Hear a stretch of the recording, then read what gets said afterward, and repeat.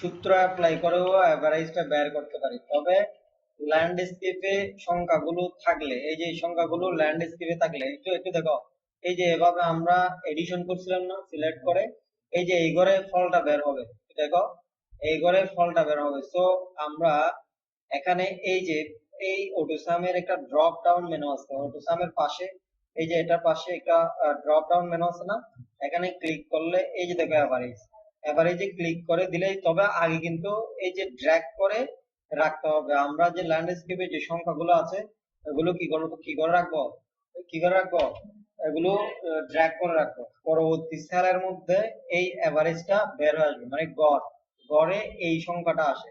এখন হচ্ছে এডিশন যেভাবে করে ওইভাবে করেছি এটা।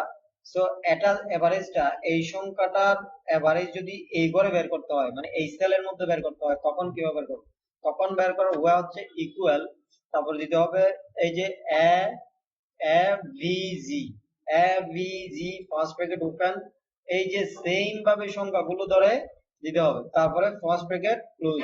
এখন আরেকটা বিষয় হচ্ছে এখানে B34 is to Z34, B34 is to Z34 আমি লিখে দিলেও হবে, ঠিক আছে, এমনি ড্র্যাগ করে ধরে দিলেও হবে, আমি লিখে দিলেও হবে, ড্র্যাগ করে ধরে দিলেও হবে। যেমন আমি এখানে একটু এন্টার দেওয়ার আগে একটু দেখাই, এই যে এখানে প্রথমটা হচ্ছে B34 is to, না না না না না দিতে হবে না, is to বি, আরটা কি কত, জি 34 দিয়ে দিলাম, এই যে এন্টার দিয়ে দিলেই ফলটা বের হয়ে আসে, এই যে ওকে, ফল বের হয়ে আসে।